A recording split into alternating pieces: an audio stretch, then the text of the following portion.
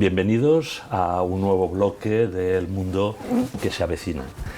En este nuevo bloque vamos a tratar con profundidad la relación que existe entre el conocimiento profético y el futuro de la humanidad.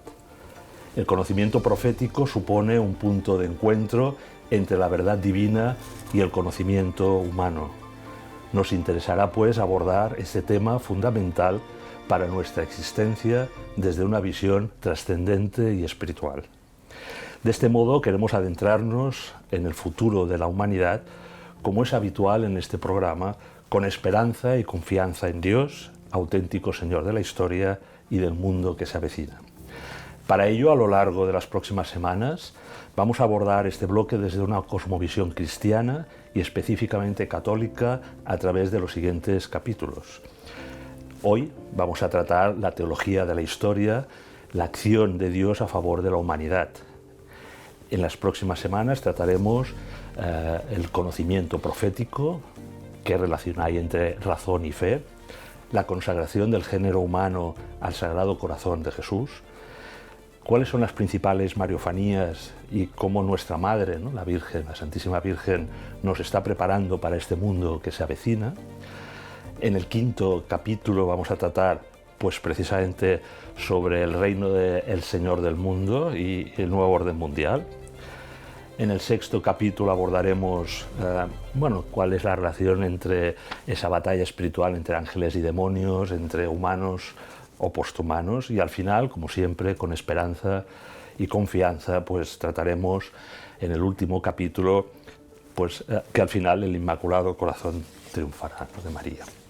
Contamos para tratar con estos temas con un invitado de excepción. Yo solo tengo motivos de agradecimiento, ¿no?, con don Jorge Fernández Díaz. Bienvenido. Muchas gracias. El señor Fernández Díaz es vallesoletano y, bueno, aunque la mayor parte del tiempo pues resides en Barcelona, pues has estado de alguna manera pues implicado en otras capitales, Madrid, etcétera, ¿no? Profesionalmente él es ingeniero industrial e inspector de trabajo y seguridad social, aunque ha dedicado toda su vida a la política, creo que desde los 28 años. Desde entonces ha sido un relevante político español, podríamos definirle como liberal conservador, basado en el humanismo cristiano, con bases profundas en el humanismo cristiano, ¿no? Y ha desarrollado su vocación política esencialmente en el Partido Popular. En 1980 fue el gobernador civil más joven de España, su destino fue Asturias, y posteriormente en Barcelona, entre el 1981 a 1982. Fue diputado en el Parlamento de Cataluña de 1984 a 1989 y senador designado por dicho Parlamento entre el 89, por ahí, ¿no? 86-89. 86-89, ¿no? Diputado por Barcelona en el Congreso de los Diputados en distintas legislaturas, desde el 89 hasta recientemente el 2019, y tras la victoria del Partido Popular en las elecciones del 96, fue secretario de Estado en 3 ministerios: Administraciones Territoriales, Educación, Universidades y +D, Investigación y Desarrollo, y Relaciones con las Cortes, hasta el 2004. Ha sido ministro del Interior en el Gobierno de España desde el 2011 hasta el 2016. Tras su conversión desde su fe de católico no practicante a la de practicante, curiosamente en un viaje a Estados Unidos, organizado, si no me equivoco, por el Departamento de Estado, en Las Vegas, ¿no?, en el 91, se inició su inmersión en el Opus Dei, del cual es supernumerario, hasta culminarla el 19 de abril de 1998, fecha en que solicita su ingreso y por tanto forma parte de la obra. Me atrevería a decir que la clave central de su biografía podría sintetizarse en este lema, ¿no? Todo es cosa de Dios y obra de su providencia. Y doy fe, yo creo que hoy es la Virgen la que le ha traído usted aquí, a este programa, porque si no tengo... De su mano. De su mano, pero bueno, yo mero instrumento, pero de alguna manera pues estoy muy agradecido, ¿no? Muy agradecido tanto a la Virgen y a la Providencia por haber permitido que ayer que fue 25 de marzo del 2022, fecha importante porque desde Roma, el Santo Padre Francisco, ¿no?, pues consagró Rusia, Ucrania y todo el mundo al Inmaculado Corazón de María. Pues usted estaba invitado a esa ceremonia, ¿no?, en la Basílica de San Pedro, y bueno, y hoy providencialmente pues estamos aquí grabando este tema, ¿no? El señor Fernández Díaz es un conocedor cualificado de la teología de la historia y de las principales, como hemos dicho, mariofanías o apariciones de la Santísima Virgen a lo largo del mundo, ¿no? Y por eso, si me permite, don Jorge, quería preguntarle, bueno, pues para usted, ¿qué es esta disciplina de la teología de la historia y cómo se empezó a interesar por ella? Bueno, en primer lugar, efectivamente, yo le agradezco al ver su invitación a estar hoy aquí. Como usted ha dicho, pues todo es obra de la providencia divina, ¿no? Y yo no tenía que estar hoy aquí, y sin embargo estoy aquí y estoy muy contento, ¿eh? La teología de la historia, de una manera muy resumida, podríamos decir que es una disciplina que está a caballo entre la filosofía de la historia y la teología, y que lo que estudia, es la presencia de Dios en la historia y cómo el brazo de Dios guía la historia, partiendo de la premisa de que para nosotros, desde la fe, Jesucristo es el Señor de la historia. El Dios, el que nosotros creemos, la Santísima Trinidad, es un Dios providente. Es decir, no crea el mundo y después, como un relojero, se desentiende, ¿no? Le da cuerda y luego ya se desentiende, o un arquitecto que proyecta una casa, etcétera, y una vez construida se desentiende. No, Dios crea el mundo y después se preocupa y se ocupa de que siga adelante, ¿eh? Que tiene mucho que ver, obviamente, con el por qué ha creado el mundo y por qué no se ha creado a nosotros. Y nos ha creado nada más y nada menos que a su imagen y a su semejanza. Es decir, somos la criatura más grande, más excelsa de toda la obra creadora de Dios, ¿no? Nosotros creemos en un Dios providente, que provee, que gobierna el mundo, respetando nuestro libre albedrío, nos ha hecho libres. Si no hay libertad, no hay amor. Un amor que no sea libre no es amor, ¿no? Y Dios nos ha creado por amor, porque Él es amor, Dios es amor, como dirá San Juan en el prólogo de su Evangelio, ¿no? Dios es amor, y el amor es expansivo por naturaleza, necesita proyectarse el amor, ¿no? Dios es amor, nos ha creado por amor y nos ha creado para que vivamos eternamente en la vida futura, pues junto a Él, ¿no? Entonces, la teología de la historia, insisto, otra denominación que tiene es el sentido cristiano de la historia. Es decir, ya desde la antigüedad, los antiguos filósofos, Platón, su discípulo Aristóteles y otros personajes de la antigüedad que son conocidos, desde un Sócrates hasta un Cicerón, los que queramos, pues no se habían preocupado particularmente por si la historia tenía algún sentido o era una mera sucesión de acontecimientos políticos, militares, económicos, sociales, comerciales, que fruto del azar pues se iban produciendo, ¿no? A lo más, algunos de esos personajes que hemos comentado llegaron a decir que la historia servía para que no quedaran olvidados sucesos que se habían ido produciendo, ¿no? Bueno, pues la teología de la historia lo que hace, como digo, es interpretar y definir el sentido cristiano de la historia, porque los antiguos se habían preguntado, incluso en algún momento ya se habían preguntado, ¿tiene un sentido la historia? Y en su caso, si tiene un sentido, ¿cuál es ese sentido? ¿Cuál es, no? Bueno, a eso responderá en una coyuntura histórica muy particular el obispo Agustín de Hipona, San Agustín, en una coyuntura muy singular de la humanidad y en particular de la vida del Imperio Romano. Si quiere, continúo. Sí, me parece perfecto. Bueno, pues San Agustín nace en el año 354, después de Cristo, 354, y fallecerá en el año 430, ¿no? Y durante su vida está en plena turbulencia, diríamos, en el Imperio Romano, una serie de acontecimientos que se van a producir y que comienzan en el año 300 con las persecuciones de Diocleciano. Las persecuciones, como sabe usted, Albert, de Diocleciano fueron las más crueles a las que fueron sometidos los primeros cristianos. Superó, y con muchos, si podemos hablar en estos términos, a las persecuciones de Nerón. Bien, año 300. Empieza el siglo IV con persecuciones terribles de Diocleciano a los cristianos del momento, ¿no?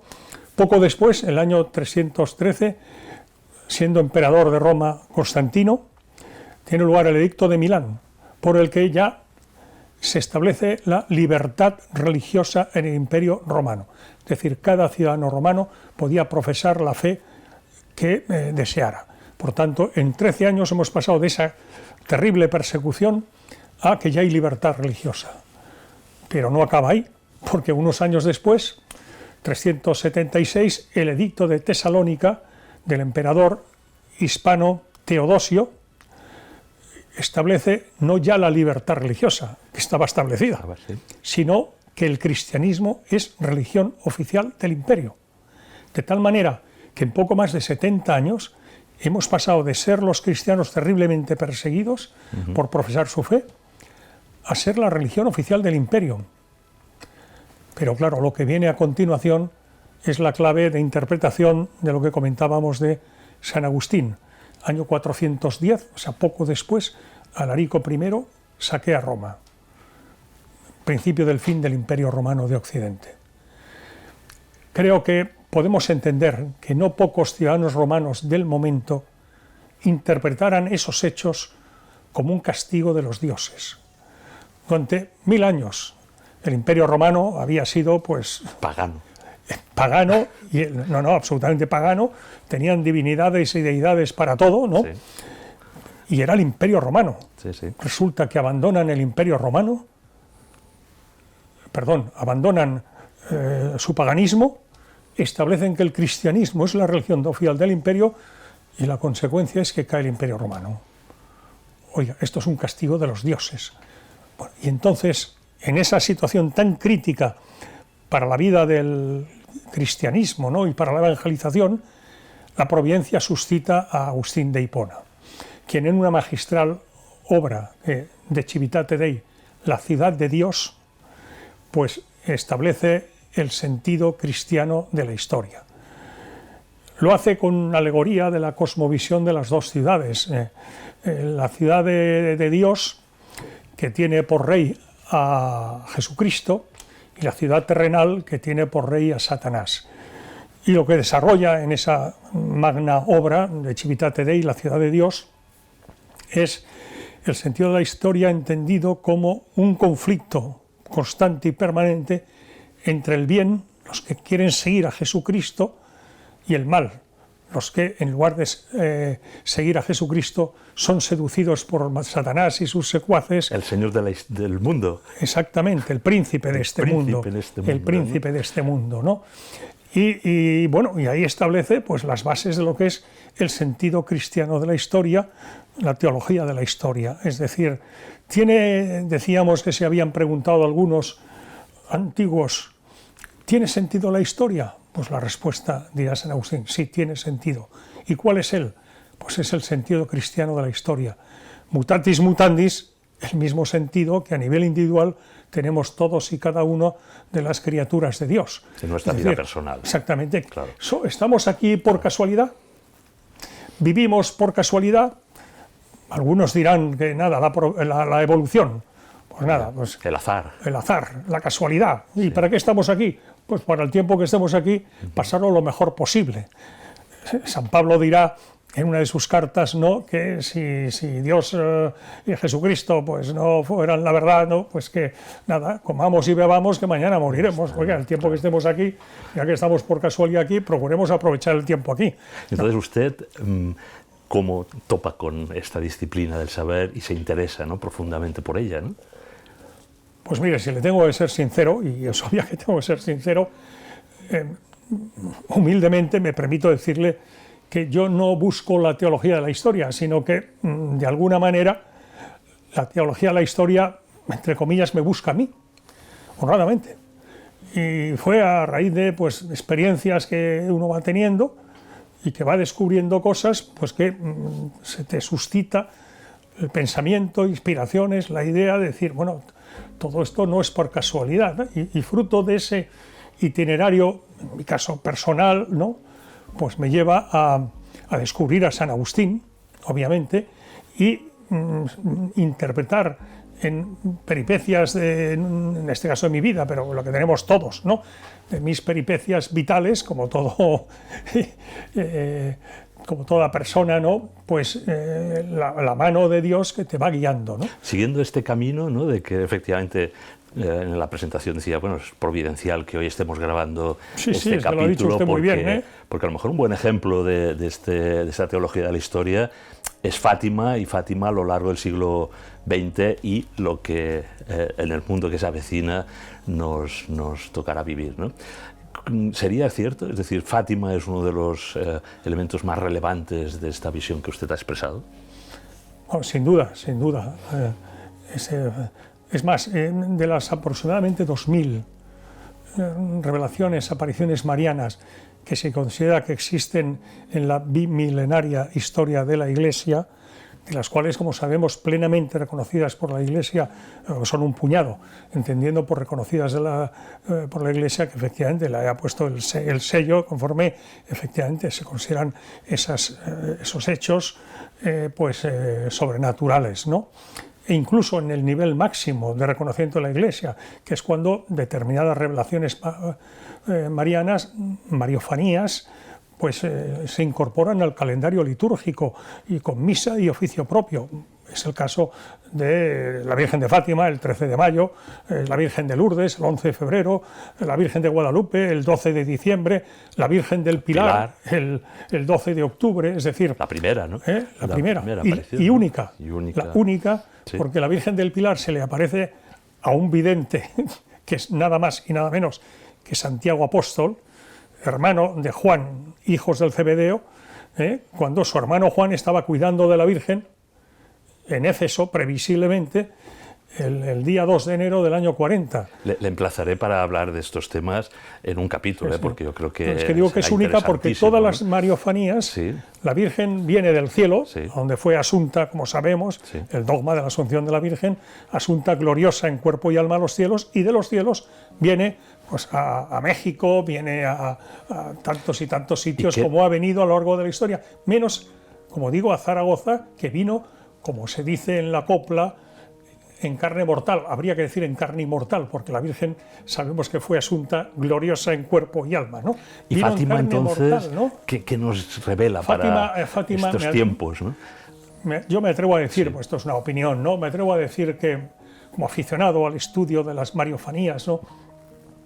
Que sin duda Fátima, las comparaciones son odiosas y en estos casos sí cabe mucho más, pero hablando a lo humano, yo creo que está en el top 10 de las apariciones, porque en ninguna que yo conozca aparición mariana, la Virgen, como emisaria plenipotenciaria, singular y única del cielo, de Dios, ¿no?, viene a traer un mensaje implicándose directamente en la vida temporal y política del mundo del momento. Porque la Virgen viene en un contexto histórico muy concreto, en 1917, en Fátima, una pequeña aldea 100 kilómetros al noreste de Portugal, en plena Primera Guerra Mundial, la guerra de 1914, que va camino de su cuarto año, 14, 15, 16, 17. Y viene, entre otras cosas, para evitar que se produzca, como dijo la Santísima Virgen, una guerra mayor, la que sería la Segunda Guerra Mundial. Y viene en el año 17, año en el que triunfa la revolución bolchevique, la revolución comunista en Rusia, que se convertirá en la Unión de Repúblicas Socialistas Soviéticas, gobernada por el comunismo, el régimen más anticristiano y ateo que ha existido hasta la fecha en el mundo, ¿no? En ese contexto histórico la Virgen viene para prevenir de lo que sería la Segunda Guerra Mundial y para prevenir de que Rusia, dice la Virgen, le dice a los niños Rusia, se lo dice el 13 de julio de 1917. En octubre del 17, poco después de su última aparición y del gran milagro de la danza del sol en Fátima, se produce el triunfo, el octubre rojo, el triunfo de la revolución bolchevique. Pero el 13 de julio del 17 la Virgen dice, para evitar la expansión de los errores de Rusia por el mundo, provocando guerras y persecuciones a la Iglesia, etc. El comunismo. Por tanto, viene para prevenir la guerra mundial y para prevenir la expansión del comunismo por el mundo. Ateísmo, materialismo. Con todas sus consecuencias, sí. y las diversas variantes del comunismo. Incluso hoy el cultural, ¿no? Podríamos decir el marxismo cultural, ¿no? Mire usted, el dogma laico y ateo por excelencia, que es la ideología de género. Que pasamos de la lucha de clases a la lucha de géneros, ¿no? O la lucha de sexos, por hablar con más propiedad, ¿no? Que es una variante, efectivamente, del marxismo y forma parte, como muy bien ha recordado usted, Albert, del marxismo cultural, ¿no? Pues para prevenir eso viene la Virgen a Fátima en 1917. Y ha dicho usted, y ha dicho bien, permítame que le diga, sí. que del siglo XX, por tanto, pero también del mundo que viene. Benedicto XVI, sí. Benedicto XVI, en la visita que como Papa hizo, porque como cardenal Ratzinger ya había estado en Fátima, pero como Papa estuvo el 13 de mayo del año 2010 y dijo una cosa muy importante. Se equivocaría quien considerara que la dimensión profética de Fátima está concluida y pertenece al pasado. Eso dijo el Papa Benedicto XVI, 13 de mayo del año 2010, por tanto, porque en la interpretación alegórica que se hizo de la visión de Fátima, pues parecía que eran hechos que pertenecían al pasado, a todo el siglo XX, y que en el lenguaje alegórico profético se simbolizaba de la visión del tercer secreto, se sintetizaba la historia de las persecuciones al cristianismo durante el siglo XX, terminando con el atentado contra el Papa Juan Pablo II. Tenemos unos 5 minutos para finalizar el capítulo, pero no quiero que perdamos la ocasión, ya que estamos grabando al día siguiente de ese acto de consagración en la Basílica. Hemos vivido un día histórico. Lo vivimos y todos nuestros televidentes también. Lo vivimos conjuntamente, tuvimos la ocasión ayer, ¿no? de seguir esa consagración, incluso sumarnos a ella, ¿verdad? Porque todos tenemos el interés por la paz, ¿no? La paz entre Rusia y Ucrania y en el mundo entero, ¿no? Pero me gustaría, en el tiempo final, tenemos este capítulo, que nos hiciese una valoración sobre si usted cree que, de acuerdo, como conocedor amplio, ¿no? del mensaje de Fátima, si usted cree que la consagración que se realizó ayer por el Papa Francisco pues cumplió con todos los requisitos que pidió nuestra Santísima Virgen. La Virgen pidió fundamentalmente, como sabemos, el 13 de julio del 17, que para evitar esa guerra mayor, la Segunda Guerra Mundial, primero dio un plan A, que era la conversión, porque la Virgen en Fátima dice que las guerras son consecuencia de los pecados de los hombres.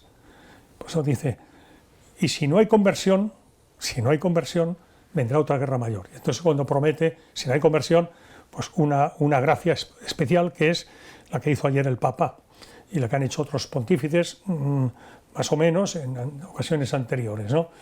La gracia era que Rusia fuera consagrada por el Papa en comunión con todos los obispos del mundo a su Inmaculado Corazón, al Inmaculado Corazón de la Virgen María. Estas son las cláusulas que estableció básicamente la Virgen, pero no fue la única, no fue la única, y creo que es oportuno recordarlo ahora y aquí y en este momento, ¿no? Porque estas cláusulas, estas condiciones que estableció la Virgen, yo creo que ayer sí que se dieron, porque fue mencionada explícitamente Rusia, acompañada de Ucrania, de acuerdo, pero mencionó Rusia explícitamente el Papa Francisco. Y debo decir además que gran parte de la Ucrania actual formaba parte de Rusia en el año 17 y en 1929, cuando se le apareció a Sor Lucia en Tuy, Vigo, donde estaba entonces profesando de religiosa Dorotea, el 13 de junio del 29, Ucrania, la actual Ucrania, en gran parte ya pertenecía a Rusia entonces, ¿no? Bueno, y digo, porque la Virgen dijo que además debía extenderse la devoción a su Inmaculado Corazón mediante el cumplimiento de una devoción que también prometió en Fátima y en este caso concretó en Pontevedra en 1925, que es la práctica de la devoción de la comunión reparadora de los 5 primeros sábados de mes. Le contesto. Creo que las condiciones se cumplieron y creo que lo que queda ahora por hacer nos corresponde a nosotros, a todos, a todos. Es decir, interiorizar esa consagración e intentar convertirnos. La conversión del corazón, ¿no? Exactamente, la conversión de cada uno de nuestros corazones. Sí. O sea, Rusia ha sido consagrada al Inmaculado Corazón de María y ahora nosotros tenemos que, pues, convertir nuestros corazones también al Inmaculado Corazón de María. Y a esos efectos me permito sugerir, porque lo dijo la Virgen, seguir la práctica de la comunión reparadora de los 5 primeros sábados de mes. Pues, don Jorge, le agradezco muchísimo. Primero, la explicación amplia y general en este primer capítulo sobre qué es la teología de la historia, ¿no? Yo creo que ha sido muy interesante esa referencia inicial, ¿no? Y sobre todo, pues bueno, viviendo un acontecimiento histórico, ¿no? Precisamente tan importante como ha sido la consagración como del he dicho, mundo. providencia absoluta. Providencia absoluta, ¿no? No hay casualidades, ¿verdad? Como usted siempre repite. Lo dijo Juan Pablo II. Bueno, pero lo tomamos no, lo digo en consideración. Porque más autoridades que un servidor.